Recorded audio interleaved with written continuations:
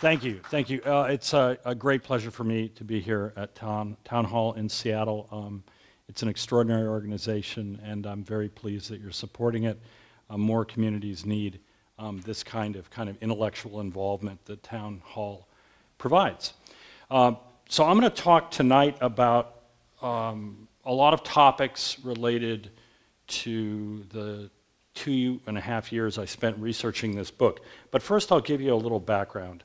I suffer from, or used to suffer, from a form of migraine headache called hemiplegic migraine. And it comes with a spectacular array of visual aura effects and really horrible pain and nausea and just all kinds of terrible stuff. And it doesn't really respond to conventional migraine medication all that well. So I basically had it for a very long time. And a friend suggested medical marijuana as potentially being effective at reducing the frequency and intensity of the headaches.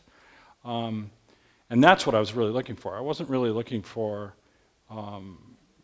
pain relief when I had a headache. I was looking for something that potentially could reduce the frequency of the headaches. And a Washington doctor, Dr. Ethan Russo, had published a paper that I found that talked about this idea of a deficiency in the body's own endocannabinoids, the chemicals in the body that mimic the effects of cannabis, and the reason that cannabis is effective within the body because of its interaction with our endocannabinoid system. So I tried it. I hadn't really used cannabis since college, and during college I did inhale deeply and frequently, but it actually worked for me. It worked for me in the sense that it reduced the number of auras that I got, subsequently the number of headaches. I went from having a couple headaches a week, or at least a couple of auras a week, down to maybe one a year, and it's been that way ever since. I basically use a very, very small dose, and it works extremely effectively for my particular symptoms, and your mileage will definitely vary. But I try to get my questions answered, and I'd go into dispensaries in California, and I'd ask science-based questions. I'd worked actually in the entertainment industry for a long time. I was a visual effects supervisor, and I spent many years working with Michael Crichton, helping him research his books, and being a minion, basically. And, but I'd ask these questions at dispensaries, and they couldn't answer them. And so I just decided to dig in. I wasn't really intimidated by getting into the research of things. So the last 7 years, I've spent a lot of time kind of digging into the subject of cannabis, and that's what we're going to discuss a little bit tonight. So this is a contention by Dennis Perrone, who was one of the principal authors of California's medical cannabis bill back in the 90s, that all marijuana use is medical. And if you think about it, it really is pretty true. Even people who are using it recreationally are using it to treat social anxiety, to relax, to encourage relief from stress, and just to check out a little bit. But also, a lot of people use marijuana to increase associational thought. Louis Armstrong used to use it to encourage his profound and innate ability to improvise music. And was a daily smoker for decades. So this is my friend here. This is a plant that I work with. This is a purple Afghani, and this is a female purple Afghani, and this is just a couple weeks from harvest. The female cannabis plant is where a lot of the magic happens. Cannabis is an interesting plant. It produces males and females, and also intersex plants occasionally. The females put out an enormous amount of resin, and that resin contains an incredible array of chemicals. But unfortunately, that chemistry has changed dramatically since 1980. This is just part of the cannabinoid ecology that is produced by the cannabis plant. There'll be a test on this. But what you really want to pay attention to is In the center, there is a substance called olivetolic acid. In an enzyme reaction, it gets changed into a thing called cannabigerol, and that gets changed into either CBD or THC. And THC is the cannabinoid that most people are familiar with because it's psychoactive. And its psychoactivity is the reason that cannabis was banned in the United States in 1937.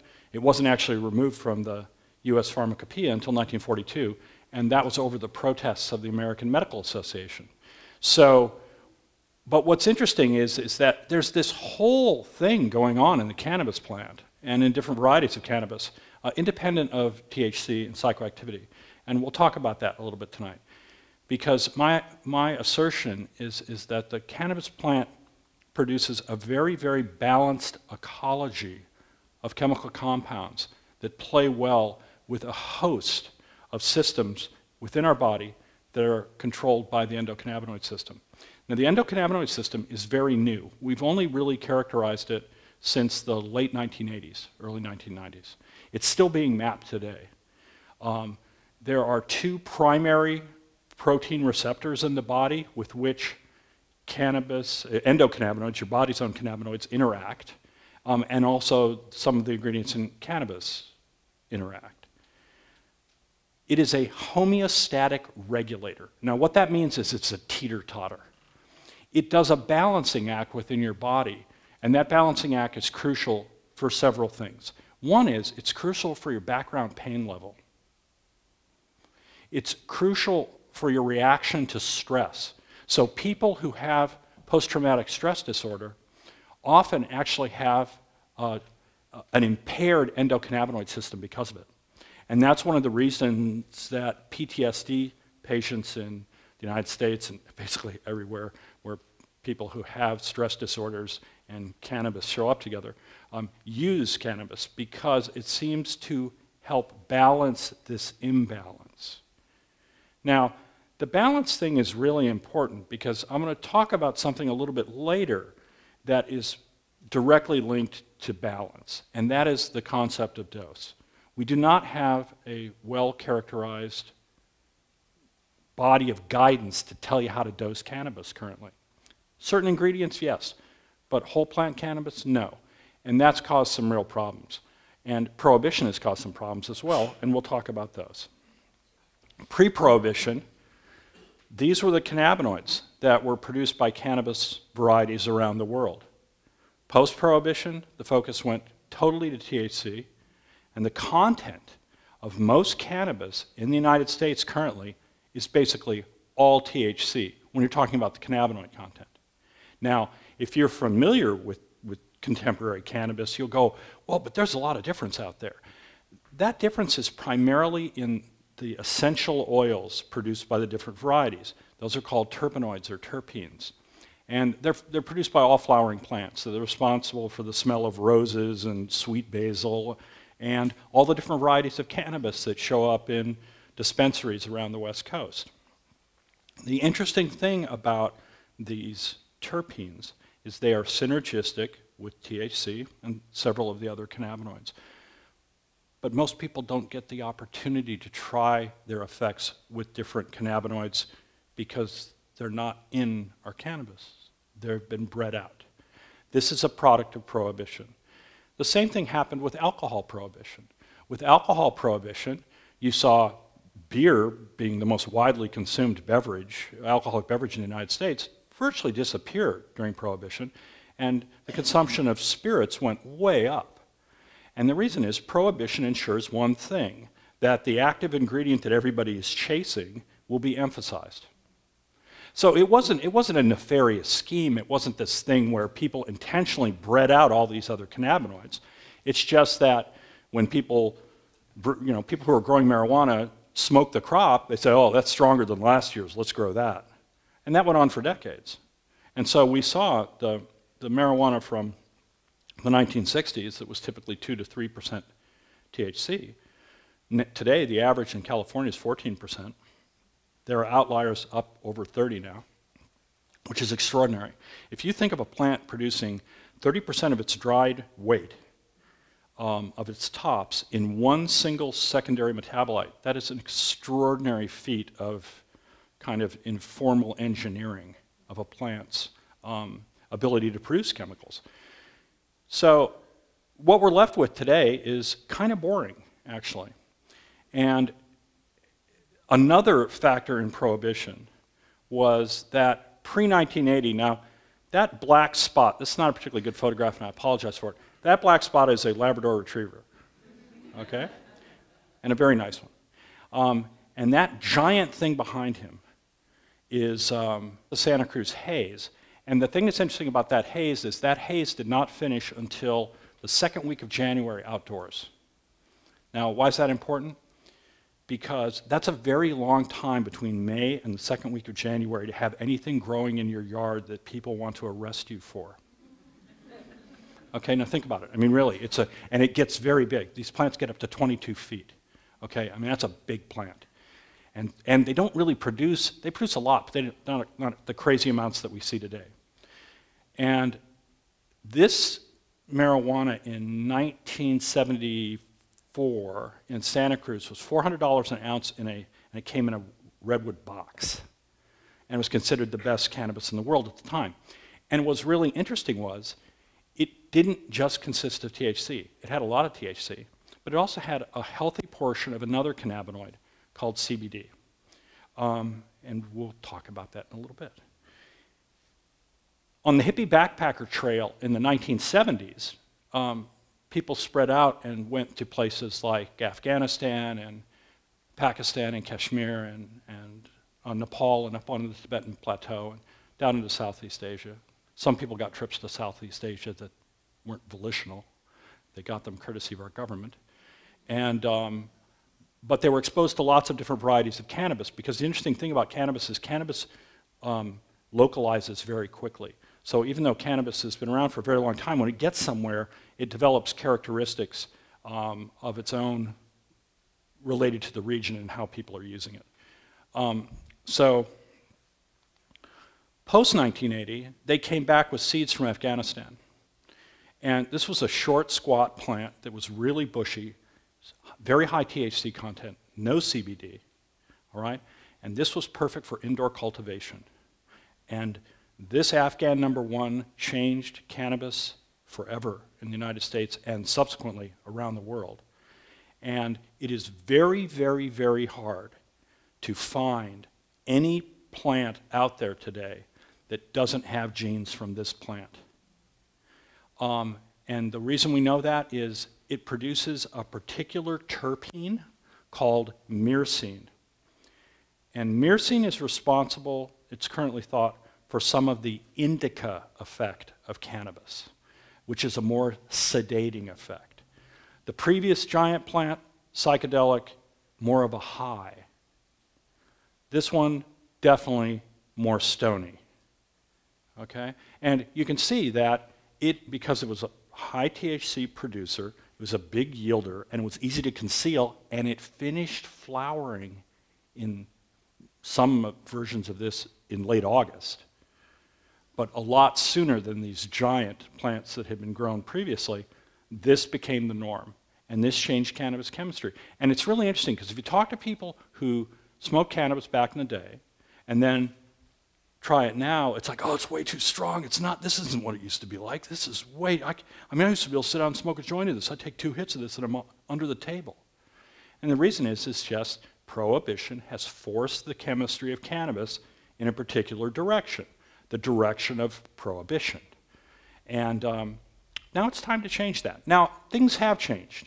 And what has changed is enlightened states like Washington and California, and now around 25 states, have adopted medical marijuana laws. And because of GW Pharmaceutical over in England, that became very interested in CBD early, and Project CBD in California that kind of evangelized this other cannabinoid up and down the West Coast, we now have varieties that produce THC and varieties that produce CBD and some varieties that produce both. CBD is non-psychoactive. You could smoke it all day long and you would never get a normal high. But from a medicinal standpoint, it's fascinating. One of the biggest things that it does is it kills anxiety like Raid kills cockroaches. It's really an effective anti-anxiety medication and has been studied as such, especially in Brazil. And what they found is that the thing that scares people more than anything else is public speaking. And so they designed a thing where you'd get up in front of an audience and talk to 600 people, which terrifies most people. But as you can see, if you take a little CBD, you can get up here. So the thing is they gave them CBD, and they didn't sweat, they didn't have the elevated pulse rate, they didn't have a lot of the symptoms that we normally associate with the kind of social anxiety that's triggered by public speaking. The thing that's really fascinating, though, about CBD and THC together is they are very synergistic together. And what happens is a lot of the side effects associated with THC alone, like anxiety, paranoia, rapid heartbeat, rabid munchies, and more importantly, for a very, very small, and smaller than the 9% figure that you hear from the government, a very small number of people who use just THC have a tendency to get dependent on it, all right? And CBD interferes with that process. Now, how do we know that? Through a couple of experiments done by Celia Morgan, who's a neurophysiologist at University College London, who did a couple of really fascinating experiments. One of them was she took hair samples from a huge population of cannabis users. And what she was looking at was evidence that tried to link THC to early adult onset of schizophrenia in certain people, in a certain population. And what she found was this: people who only had THC in their hair a small percentage of people who only had THC in their hair were the only people to report those kind of pre-psychotic episodes, while people who had both THC and CBD in their hair, she found no self-reported instances of anything that could be characterized as pre-psychotic. That's really significant. And the reason that's significant is if we've been dragging this plant around for 12,500 years, we probably kind of pushed it in a direction where it would play well with our nervous system. If prohibition has forced out CBD, we might have been left with a plant that's a little out of whack. And so some of the things that high THC marijuana is accused of doing may actually disappear if we add CBD back into the mix. And you don't really probably have to add all that much, but we need to study it to find out. So THC and CBD have been best friends forever, all right? And they play really well. They're synergistic with each other. This is courtesy of Ethan Russo, a Washington physician. This is a little list of some of the things that THC is good for, or some of the things that CBD is good for. And then over on the far side is you have those essential oils produced by the cannabis plant called terpenes. And they're synergistic with cannabinoids as well, and synergistic with each other. And you get into this thing called a combinatorial explosion, where you have all of these potential interactions between these things. And what's going to happen is it's going to take us years to figure them out. So right now, if you walk into a dispensary anywhere in the United States, they'll say with certainty, oh, you know, this does that and this does that. And the truth is, we don't completely know yet what does what. We know that the myrcene content, that's definitely sedative. We know that things like limonene have a tendency to be relatively calming, as does linalool, which is associated with things like Bubba Kush. And the reason that we know that is that it's also found in lavender. And if you go out and buy a bar of Dr. Bronner's lavender soap and you're in your hot shower with it, all of a sudden you'll notice a smell that smells like certain varieties of cannabis. And the reason is both the cannabis plant and the lavender plant produce that same oil, linalool. And it's very relaxing. And it's one of the reasons that some of these Afghanis that have linalool are used often for people who need to chill out. So this is a specimen of the most, probably either the #1 or #2 most popular variety on the West Coast right now. This is a variety called OG Kush. And what's interesting about OG Kush is that OG Kush produces a lot of 3 of those essential oils. It only really produces THC, not much CBD at all. But it produces limonene, beta-caryophyllene, and a little bit of myrcene. And that creates an entourage effect, where you have this profound interaction between these pharmacologically active essential oils and THC, and it really changes the effect. And this is what dried OG Kush looks like. And what you'll see here is you'll see that the thing looks kind of almost hairy. And the reason is that's because it has all of these trichomes. These are trichomes on an OG Kush plant. So the little balls on the top of the stalks, those are gland heads on these specialized hairs called trichomes. And what happens is secretory cells at the bottom of that little golf ball ooze an oil that has cannabinoids and terpenes in it. And if you collect just those balls, you have what's called keef, and if you press them, you have what's called hashish.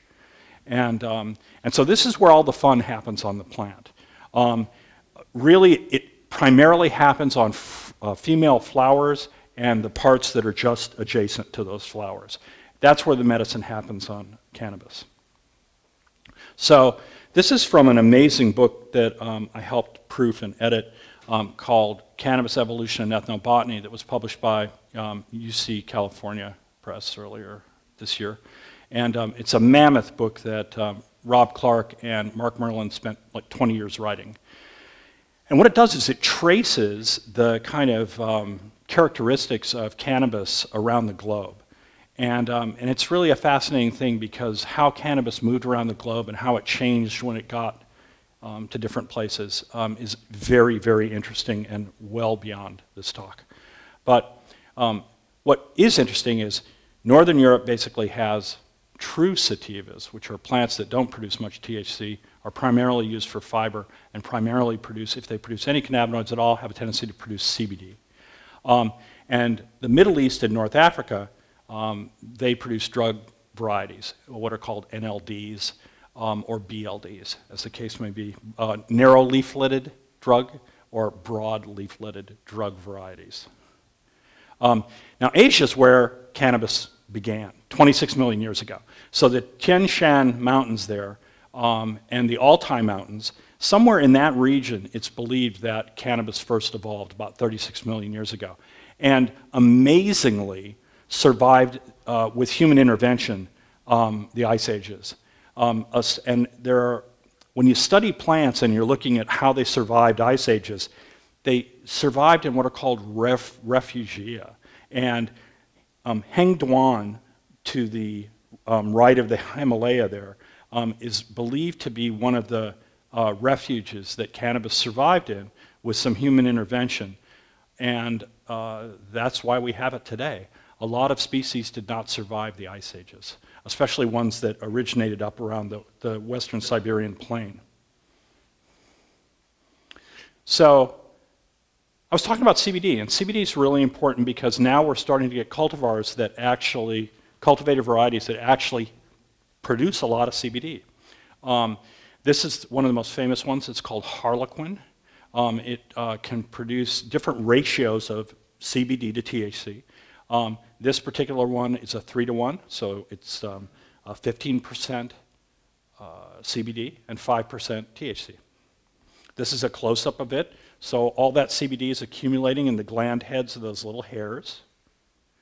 And this is where the story gets really encouraging, because there are labs in Washington, in California, in Colorado that are starting to screen all the varieties of cannabis out there, looking for some of the cannabinoids that we've lost. Cannabis plant's really interesting. What happens is that it's what they call heterozygous, which means if you plant a bunch of seeds, you're going to get a bunch of different plants. So if you plant a lot of seeds from a lot of different varieties, you'll start to pick up characteristics that have been sort of bred out. So the good news is that while we're kind of stuck with a lot of high THC cannabis today, the other stuff's still out there. We just have to find it. So these labs are now screening for it. And in a post-prohibition environment, what we're going to see is we're going to see the return of a lot of these cannabinoids that currently we don't have available. A couple of them are insanely interesting. THCV.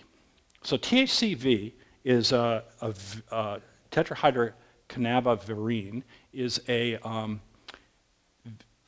variant of THC that is, depending on who you ask, either mildly psychoactive and short-lived or not psychoactive at all, and I'll explain that in a minute. But what's really interesting about it is it's an antagonist at the receptor, which means that it does different things. Instead of giving you the munchies, it has a tendency to retard your appetite.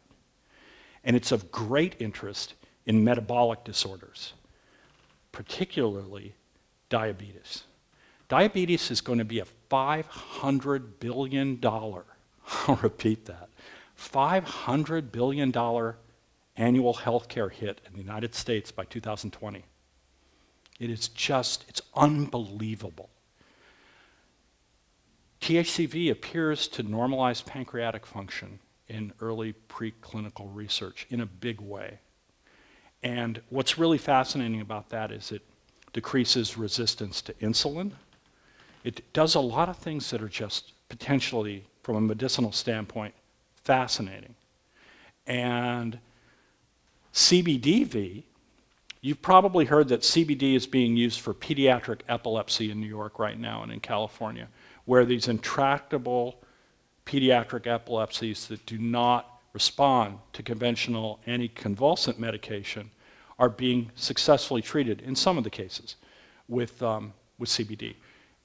And these are intractable cases. These are cases that literally have not responded to other treatments, and because they're pediatric epilepsies and because they can be potentially fatal, it's devastating. And so the idea that a plant drug that really doesn't exhibit a lot of side effects is potentially effective is really great. What's even more interesting is the percentage of kids that don't respond, that don't have reduction in their seizure frequency or intensity from CBD, they may respond to CBDV.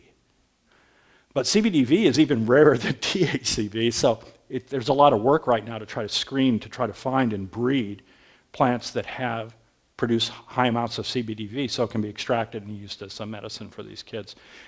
These other things like CBC, CBCV, CBGV, we don't even really know what they do yet. They haven't even really been that studied.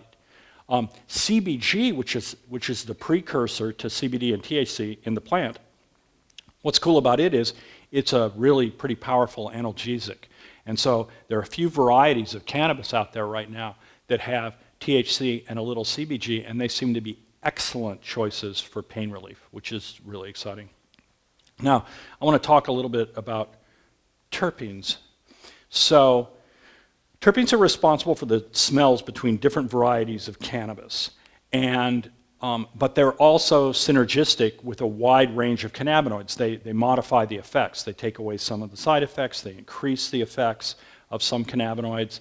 They interact with other terpenes. It's very complex. But we're starting to break it down now, and we're starting to see that there are classes of cannabis, instead of sativa and indica, there are classes of cannabis based on the terpenes that are produced by the variety and their cannabinoids.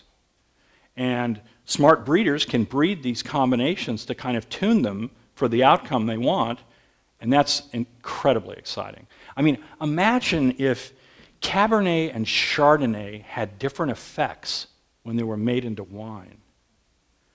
The range of potential medicinal application of cannabis to some degree cannot be overstated.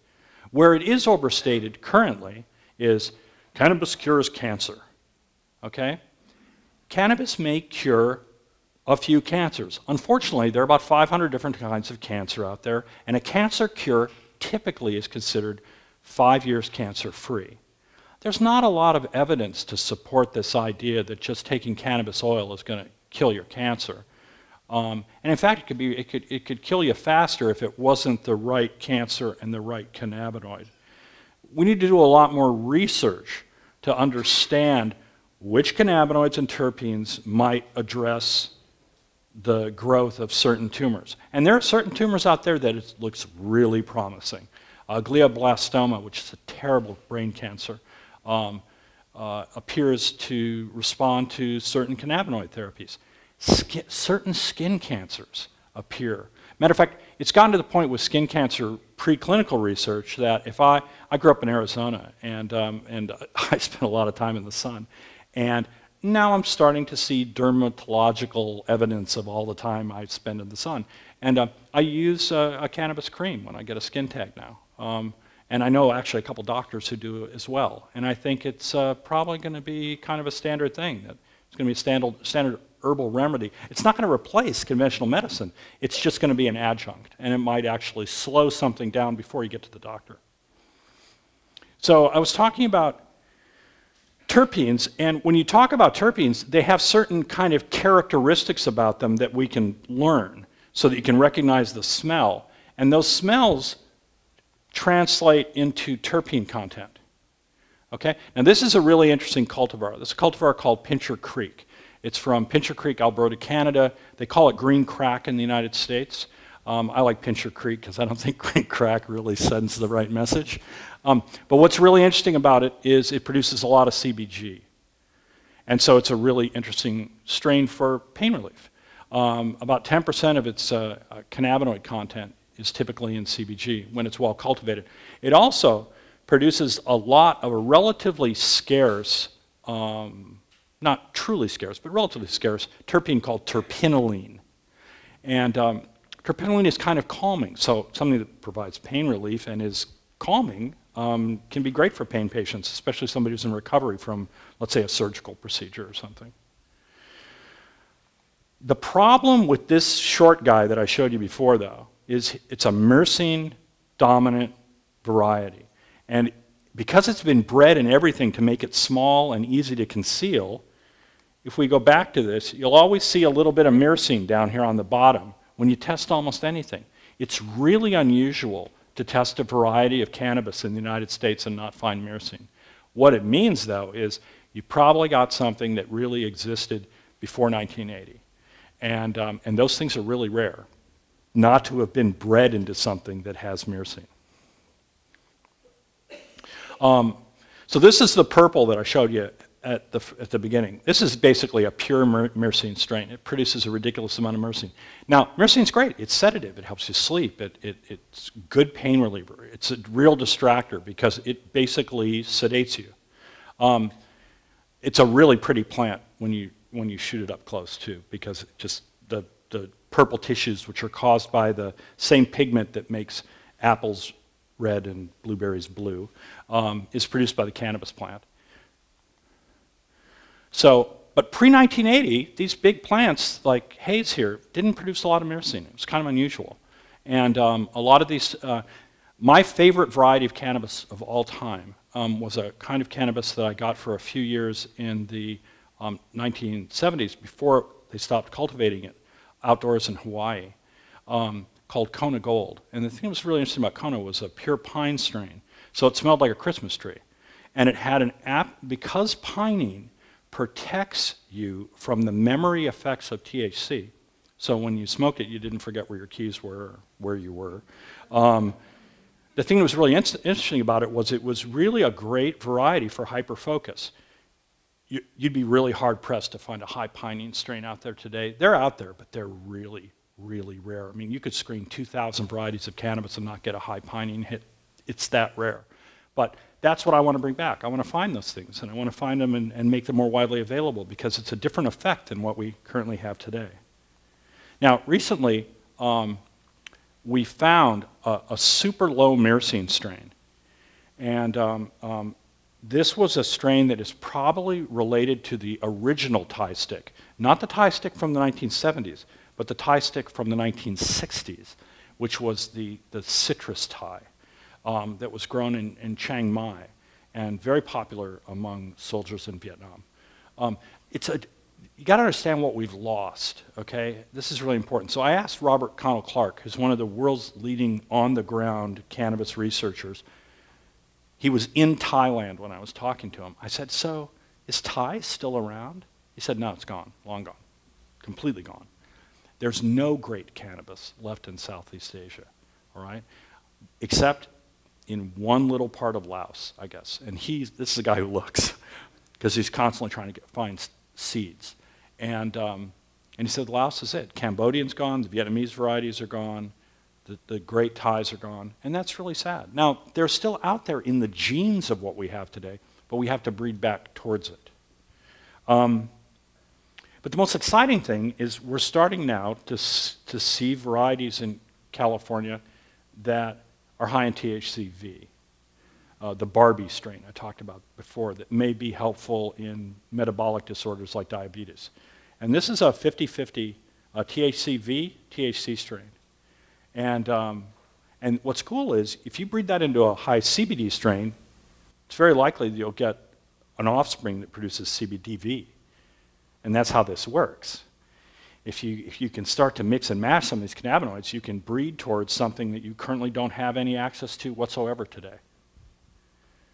So the problem is high myrcene cannabis shows up in Prohibition.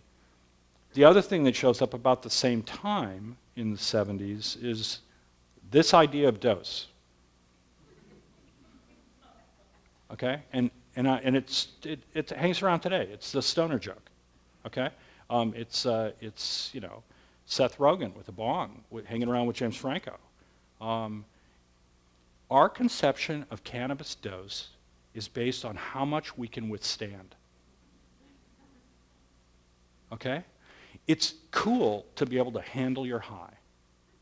Okay? It's the absolutely most pig-headed, wrong approach to the use of a botanical substance I've ever heard. Nobody really believes anybody's a better person because they can drink an entire bottle of tequila. Okay? At least among the folks I hang out with. We put that aside a long time ago. But the reason I bring this up is that there's some really interesting evidence out there for dose response in cannabis. And it's really important if you're going to use it as a medicine. For example, if you have neuropathic pain, which is the pain that's associated with conditions like nerve damage, diabetes, a lot of different things. It's a burning or numbness. A lot of people use cannabis for it, but they don't understand how to dose for it. So they're kind of chasing their tail. They get relief sometimes, they don't get relief, it's inconsistent. The reason is they're using too much. The latest clinical research is the dose for neuropathic pain is tiny, tiny, like below the threshold of psychoactivity in the case of THC. So it's really a small dose. In a new Israeli study, it came out 2 weeks ago, they noted this. And the thing that's really fascinating is there's a lot of stuff coming out now about this. This is a study that was conducted by Barth Wilsey at UC Davis in California. Low dose, low dose, low dose. There's another study, which is really interesting, which was capsaicin-induced pain. Take some Bengay, rub it on your forearm, and blow on it, and you'll see it's a really effective pain model. It can really hurt. And what's fascinating was low dose, no pain relief. Low dose of cannabis, no pain relief. Moderate dose, excellent pain relief. And here's the kicker. High dose. High dose, no pain relief or increased pain. Now, if you ask people who know cannabis for dose advice, you're typically going to get bad advice, all right? Because there are a lot of dose-dependent effects dependent on the condition, dependent on the variety, depending on the cannabinoid content and the terpene content of what you're using that will affect your dose guidance. But my main dose guidance is stop using so much, all right? And the reason is nobody knows what the long-term effects of cannabinoid receptor downregulation might be. It's never been studied. Now, the good news is they know it's reversible. Because what happens is, remember, your cannabinoid system is a teeter-totter, right? So what happens is you take consistent high doses of CBD, your body reacts by reducing the receptor density with which those cannabinoids can interact. That's what tolerance is. It takes more to get the same level of effect. It's because your body is downregulating. You shouldn't downregulate your endocannabinoid system unless you really have to, and you can simply do that by controlling your dose. It's very hard when you have ultra concentrates available that are, 85% THC, and you're taking a dab and doing a dab. I mean, the problem with people who are dabbing cannabis oils now is, where do they go when they're done with that? Where do they go when that doesn't work anymore? Well, the good news is there's good news. The good news is they asked some questions like that at the National Institutes of Drug Abuse. Nora Volkow, a real character. She's the head of NIDA, and she's the gatekeeper for cannabis research in the United States. She's also the great-granddaughter of Leon Trotsky. It's fascinating. She grew up in Mexico City in the same house that Trotsky got the ice axe in. That's a whole nother lecture. My next book, Trotsky and Weed. I'll be upstairs for that one. Okay, so this is a downregulation study. Nora Volkow, ND Volkow down at the end there. Here's what they did. They took people who smoked up to 30 joints a day. These are people who are pretty downregulated, all right? And obviously have enough time on their hands that they can commit to an inpatient study. Okay? So anyway, they lock them up, effectively. And they don't give them any cannabis for 28 days. And they lock them up. And what happens is they were hoping to prove permanent brain damage from marijuana. What they found is 4 weeks continuously monitored abstinence from cannabis in a secure research in the CB1 receptor density returned to normal levels in everybody. Now that's really good. That shows you the flexibility of our endocannabinoid system in the sense that you can smoke up to 30 joints a day, you can stop for 30 days, and you get a complete reset. And that's extraordinary. That's really good news because there are a lot of people out there right now who are using way too much cannabis. But they can get their endocannabinoid system back to a normal state simply by abstaining for a little bit, potentially by reducing their dose, potentially by adding CBD to their THC mix, because another study from University College London showed that what they called the appetitive effects, your desire to use a drug, declined dramatically in high THC cannabis users when they started adding a little CBD to their mix. Remember, CBD is a very powerful neuroprotective antioxidant. So my advice is make sure that you get a little bit of CBD in you every 7 weeks. Because there are animal studies that show that CBD every 7 weeks actually extends protection to the brain and the nervous system in hypoxic situations, like if you drown or have a stroke, all right? It's really a big deal. Okay? It's a big deal because it really does seem to kind of cast a protective net that not only protects you against side effects of high THC varieties, but seems to protect you from low oxygen environments, which is really a big deal. And I recommend that people just have a couple grams of a high CBD variety around if you have access to them, which in most medical states you do, and just add that to your mix. And it probably will really pay off over time. That's my guess. Now, let me go back to this slide. So it's really hard to meter a dose of cannabis. I don't care if you've got a sophisticated vaporizer or you're using lab-tested cannabis. It's tough to meter it. But these folks in Israel just announced this new device right here called Psyche. And each one of those little wedges is a dose. And they're filled with herbal cannabis. And my guess is it's going to be fiendishly expensive because it's filled with really sophisticated electronics. But it's only the size of my palm. It's really little. But what's cool about it is it actually meters how fast you're inhaling and can adjust the dose in real time, depending on your characteristics of inhaling. So a person who's not very strong and really sick can suck on it really slow and get the same dose as somebody who can, you know, basically make it work like a wind tunnel. So it's exciting.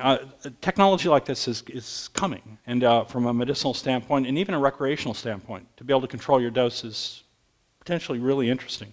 The other big advantage recently is we're starting to see research collated from around the globe that is helping to kind of clarify our understanding of how clean cannabis needs to be, what's in cannabis, et cetera, et cetera. And the big thing was this. So the US Pharmacopoeia removed cannabis in 1942. Since then, there's not been a Pharmacopoeia monograph on cannabis. And now there's a two-part one in process. And the first part has been published by the American Herbal Pharmacopoeia. And what it does is it sets up standards for identifying different cannabis varieties, analyzing those varieties, and what kind of quality control needs to be done. Now, the problem with quality control in cannabis is there's not much. And most people have no clue how to take care of cannabis. Cannabis is a perishable product. It's produce, okay? So it should be kept cool. It needs to be kept out of light. It should never be rehydrated. You should never stick orange peels in with it. If it's dry, it's done. All right? It's done. It's spoiled. So you need to protect it from getting too dry, because when it gets too dry, the rest of its essential oils go away really fast, and you're left with a very generic effect. The cannabinoids, they'll hang around for a long time. So you can smoke, you know, old dry marijuana and still it'll have psychoactivity, it'll still have medicinal value, but it's lost all of its terpene entourage typically. And so don't rehydrate your cannabis, don't spray it with water, it's a really bad idea. And this sets up some of those standards. It tells you what to do to take care of it like it should be taken care of. And what's wild is even in adult use states, I still think that the level of quality control on cannabis, it doesn't reach the level that we have for butter, let alone a medicine or something you're going to inhale. Recently, they did a test where they took samples of cannabis and they grew them on petri dishes to see what kind of mold spores they had. And it was shocking how many had Aspergillus mold spores on it. Now, those spores are really common. We breathe them all the time. But if you're immunocompromised and you inhale cannabis that has Aspergillus mold on it, that Aspergillus can grow inside your lungs, and because your immune system can't attack it. And they pulled out a 4-inch, quarter-pound chunk of Aspergillus mold from an immune-compromised medical cannabis patient's lung a couple years ago. And I used to go into cities that wanted to fight me on microbiological screening for cannabis, and I'd just show a big picture of this giant chunk of mold. I didn't put it on here because it kind of puts you off dinner. So medical cannabis's future is incredibly bright. Cannabis, if you asked a scientist how many ingredients were in cannabis 2 years ago, they would have said a little over 400. We've already discovered 300 more in 2 years. All right? There are an insane number of compounds produced by this plant. And what it means for us is that you're going to see this incredible buffet of new varieties emerge over the next couple of years, and it's going to be really exciting. It's a very, very exciting time to be involved with a plant that, if it's dosed correctly, is one of the safest medicines that we've ever come in contact with as a species. And I think that we need to know a lot more about it, so we need to legalize research on cannabis in the United States, which is currently very, very difficult to conduct. But we have all these unbelievable institutions all over the United States, and many of them in Washington, that could set up programs to study this plant that would really help a lot of people, including people in Washington, but people around the world as well. Thank you very much for coming this evening, and I hope some of this was interesting to you, and I will entertain any questions you have.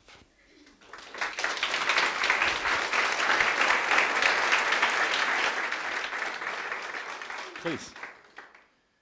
So just in today's New Yorker, there's a letter citing an article that was published in Internal Medicine of JAMA, one of the sub articles or one of the sub publications of JAMA, saying that in the states where marijuana has been legalized for medical purposes, after 6 years of observing, they've seen a 33% reduction in heroin use and mortality. Are you aware of that? And I wonder yeah, so here's what's great about it. So conventional pain medications are synergistic, conventional opioids are synergistic with cannabis. Okay, so what happens is you reduce your dose of the opioids and get the same effect if you use cannabis as an adjunct therapy. And that's pretty well understood science now. And so it's super encouraging. That and, I mean, what we're seeing, Jerry Brown in California just passed a bill that made it legal to basically provide without a prescription the drug that would have saved Philip Seymour Hoffman and the thousands of other wonderfully talented individuals who took too much heroin. And I mean, the problem with these opioid painkillers is, I mean, I think probably a lot of us have taken them. They're a really slippery slope, okay? It's that warm cocoon of not caring. And they can be really, obviously, you know, it's really easy to get dependent on them. So I'm really encouraged by the fact that cannabis can reduce the dose that's necessary to get the same level of relief, which might reduce the chances of dependency. So thanks for the question. Please. I wonder if you could say something about the use of cannabis for high blood pressure, or if there's what CDC, or you know anything well, about okay, that? so you know it's really weird. It's if you don't use cannabis and you try to use it for high blood pressure, it can spike your blood pressure initially. That's typically what's observed. That may change with the introduction of higher CBD varieties out there. I would never, ever, ever recommend to a doctor of a patient that has high blood pressure that they jump right in and take a big dose of cannabis. I think that potentially it could raise your risk of some really serious complications. So what I would do is I'd start low and slow, and definitely with probably a 50-50 THC CBD approach. I'm not a doctor. I'm not giving you medical advice. Please don't arrest me. Okay? Thank you. Please. How many different cannabis genomes have been sequenced? What labs are sequencing them? And do you know if it's possible that the cannabinoids that are missing, is it possible the genes are intact but just downregulated? Do you know if anybody's doing that? There's no question that they're there and they're downregulated. We haven't lost any cannabinoids because the truth is there's too much evidence that those alleles that control their production are still hanging out. 4 varieties, to the best of my knowledge, have been currently sequenced primarily by Kevin McKernan and a team in Canada working together. They did Purple Kush and they did a high CBD variety as well. Could you say his name again? Kevin McKernan. McKernan, thank you. He's a really cool guy. Yeah, and the whole thing on cannabis genomics, it's just starting. I mean, it's going to be a big deal over the next couple of years. Good career path. Please. So given the problems with quality, et cetera, how does one know? Let's say you know nothing and you want to find a good dispensary, or you don't even know what you're getting necessarily. How would you pursue that? So how do you vet a dispensary? So the way I vet a dispensary, first is, how sophisticated is your lab testing program? That's my first question. And if they go, lab? You know, then I know that, well, I'm playing roulette. There are some decent labs in Washington. So you've got, I think, Analytical 360 here. I've met those guys. They're pretty on it. I'd prefer it when mainstream analytical labs jump into the mix, but there are some cannabis-only labs on the West Coast that are decent. They're pretty good. And so make sure you have screened cannabis. Ask if they're screening for micro. Are they screening for molds and pathogens? Never eat raw cannabis. Never eat raw dried cannabis. Never put it in your mouth. You really risk some nasty stuff. I mean, there's some stuff that grows on it that's can be harmful to you. And you'll see people go, oh, juice raw cannabis. It's just the most amazing thing. Yeah, juice raw outdoor cannabis. I would never juice indoor cannabis. And I would prefer to juice greenhouse cannabis that was grown in a really clean environment. But there's a lot of stuff that can grow on plants, and some of those things are pathogens, and I want to limit my exposure to them. Does that answer your question? Well, so there's no rating system that... It's not a rating system. It's literally you're going to have to do a little homework. And the homework is you're going to have to ask them what lab they use, and then you're going to have to go to the internet and kind of research that lab and see if they know, in your opinion, what they're talking about. And I'll do a shameless plug for my book here. I mean, I'm trying to teach people how to go ask hard questions to dispensary owners to kind of push the ball. I want these guys on the spot. Because there are a lot of really dumb people involved in the cannabis business. And it's time to raise their game a little bit. Okay? I mean, it really is. I mean, we've raised the game in the wine industry. I mean, we went from basically glorified Pruno in 1904 to today, where the wine industry is one of the most technologically sophisticated industries in the world, and the same thing's going to happen with cannabis. And what's cool is you're not seeing a lot of genetic manipulation of grapevines. You're seeing just scientific breeding, high quality control, great screening, and a very competitive marketplace that has just driven high quality products. And I think exactly the same thing's going to happen with cannabis.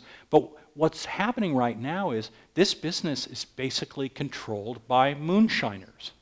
If you think that cannabis that's grown in the woods is the ideal place to grow cannabis, you're smoking too much cannabis. Okay, that's just the truth. The truth is that you want to go where they grow macadamia nuts. All right? You want to grow, and it can be done in a greenhouse anywhere in the world. But what I'm saying is this idea that the cannabis equivalent of stills in the hills is the future of cannabis is ludicrous. I mean, it just doesn't make any sense. It's going to be a high-value agricultural product that's produced scientifically. And it doesn't really make it, you could do it in the Arctic Circle if you want to spend the money to do it. It's just going to be easier in certain places that have more favorable climes. And by the way, there are some great Washington varieties. Just let me do the shout out. You live in the state that produced it, Albert Walker, you'll have my love forever. It's one of the best cannabis varieties ever bred. So, Albert Walker. Yeah. Why is it great? It's just got a really great terpene entourage. It's got a really complex smell, nice effect. It's quality. And that's my snobby side. Next, please. So I love the effects of CBD. They're very helpful for several conditions that I have. Mm-hmm. But I cannot be high all the time. And I have never found a product or a flower that doesn't include some amount of psychoactive effects. And I was wondering if you had any tips for finding they're out there. I mean, or maybe dosage. I mean, typically in we've done preclinical, the people I work with, and we find that if you get a 9-to-1 ratio CBD to THC, that the THC is there just gets completely overwhelmed by the... and what's happening is most of the high CBD cultivars out there aren't that high CBD. They're 3-to-1, 2-to-1. And so the THC effect will definitely still be there. And in fact, if you take a 1-to-1 THC CBD strain, it's stronger. It's stronger than the THC strain. I believe it. They'll knock you out. I mean, I took a little tiny high THC CBD edible, 2.5 milligrams of each cannabinoid. And it crushed me. I mean, I was just like, wow, this is nothing, and it's so strong. And that just shows you what we don't know. We don't understand these synergies yet. And as the synergies become clear, we'll be able to reduce our dose. It'd be really cool to take something that's only 2 milligrams of this and 2 milligrams of that and have something that's really effective. And that is coming. Answer your question? I think so. Thank you. You're welcome. Please. Hi, I was wondering about your preferred method of delivery, like eating, vaporizing, smoking. You know, a friend of mine asked me if I was a vegetarian. I said, you know, I eat all of God's creation. And I think that I really like a variety of delivery methods for different reasons. I like sublingual because you get a smoked effect that doesn't undergo first-pass liver metabolism. When you eat cannabis and you swallow it, your liver converts the delta-9 THC into delta-11 hydroxy THC. Different drug, twice as strong, lasts twice as long. That's just the rule of thumb. And when you absorb it through the buccal tissues in your mouth, it kind of doesn't undergo that metabolism, and it has more of a smoked effect. Now, obviously, you're going to swallow some stuff, and that's going to change the mix a little bit. I do like good vaporizers. Now, here's the problem with vaporizers. Most people don't know how to use a vaporizer. And I talked about it in the book a lot because I really wanted to get people's head around how to use a vaporizer. Cannabinoids don't taste really like anything too much. They're a little bitter, but pure cannabinoids don't really have a lot of taste. The terpenes have a lot of taste. So what most people do when they use a vaporizer is they have a tendency to vape off all the terpenes, and they don't get all the cannabinoids. Because cannabinoids are going to vaporize later because they typically have higher boiling points, different vapor pressures, all that kind of stuff. But what's cool is that when you teach people to be patient and use their vaporizer past the point when they think it's done, they start to get the full spectrum effect of smoked cannabis, but without the combustion products. And so I think the future of this is vaporization. I think the future of this is extraction. I think that you're going to see very, very, very high quality cannabis extractions over the next couple of years. By the way, so there's a lot of talk right now about butane extraction of cannabis because people blow themselves up.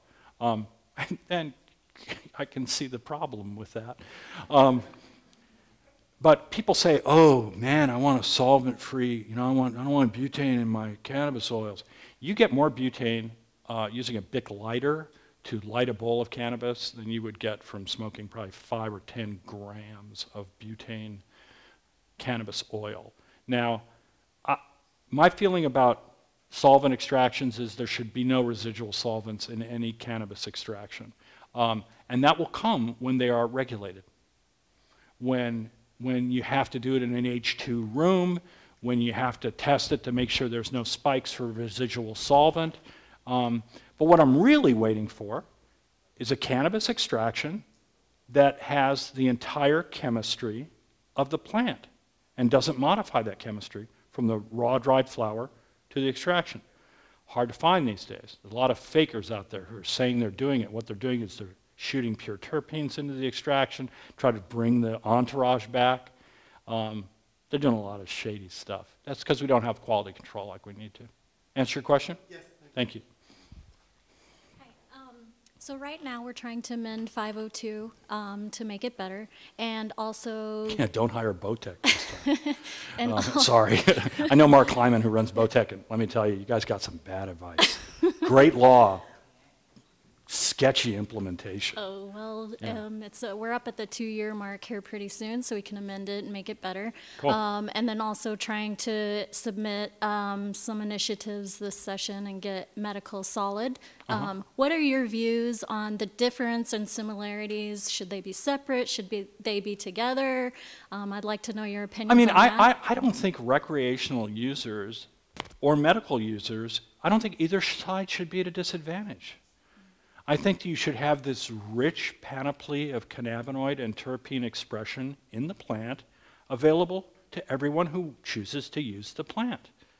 But I think that you have to have the highest level of quality control to protect the most vulnerable population within, some reason, but still high standards. And I think that then it works for everybody. It works as a medicine, it works as a recreational substance, it works. And I think that's what we need, and that's what we're going to have eventually, and once we get the feds off their butts. I So, have another question as Sure. well. What is your knowledge on the research of Dr. William Courtney also? Bill's a friend, Okay. okay? I prefer to understate and over-deliver. I don't think Bill often shares that view. Okay, so he's a guy who says you should juice raw cannabis because cannabinoid acids are of great interest medicinally, and he says that they cured his very, very ill wife, who was genuinely very sick, of a lot of conditions. The problem was that some friends of mine who run Project CBD decided to test his claims that juicing cannabis leaves was delivering anything at all. And they tested it, and guess what? Wasn't a lot there. It's not the part of the plant that produces a lot of compounds of medicinal interest. So I was at a conference in Tucson where Ethan Russo from Washington, who's probably the world's leading cannabis scientist, was in the audience while Bill was doing his presentation on cannabis juicing. Ethan Russo is a very, very well-mannered guy. He's an MD, pediatric neurologist. He was snorting with laughter at this presentation.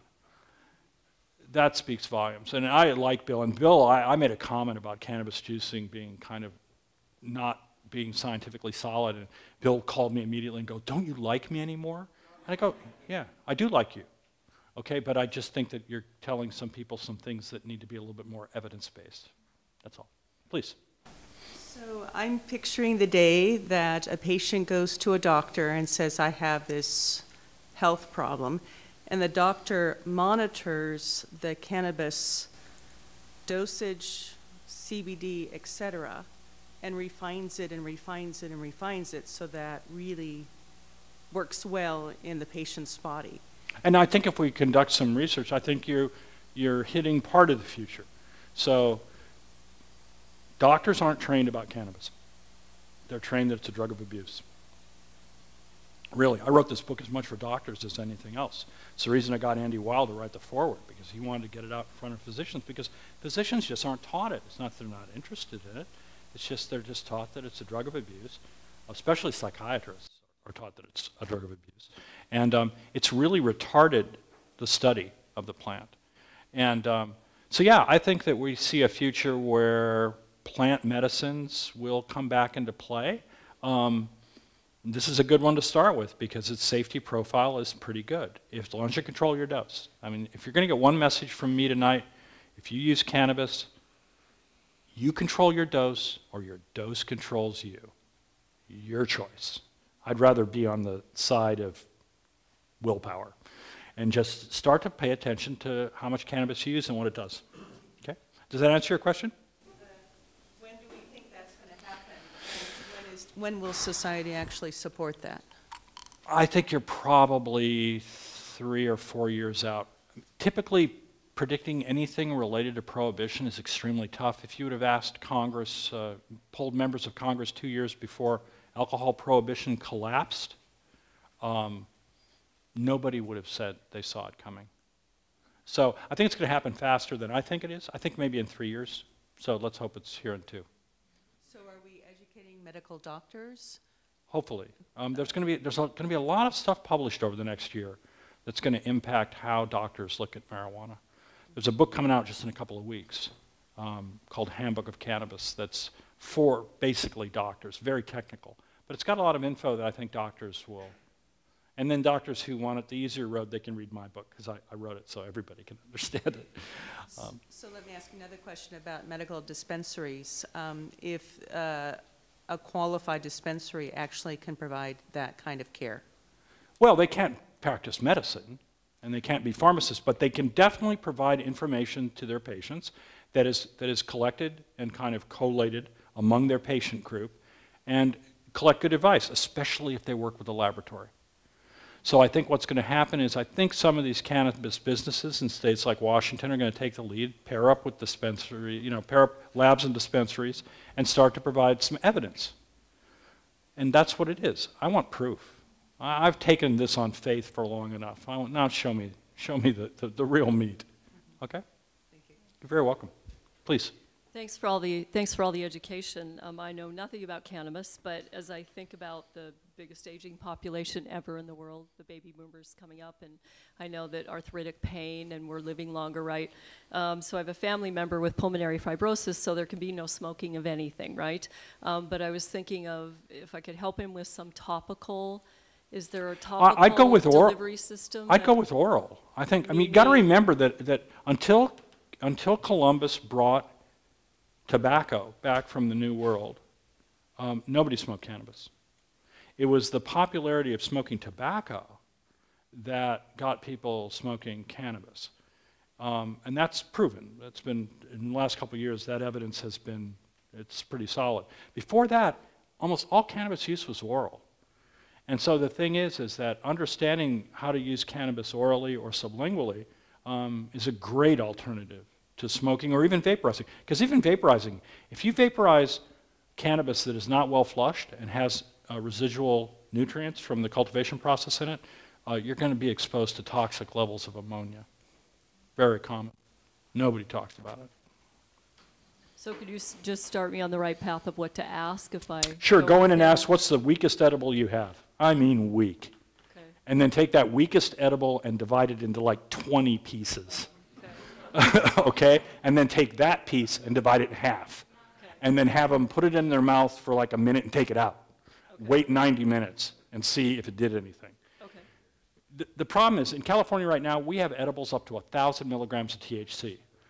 The threshold of cannabis psychoactivity is 2 milligrams of THC. 1,000 milligrams? 2 milligrams? So basically you're buying a candy bar that has 500 doses.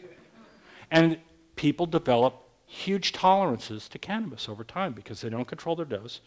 So I know a person who works at a dispensary in Oakland who can eat a half of a 1,000 milligram bar, could take 500 milligrams and work.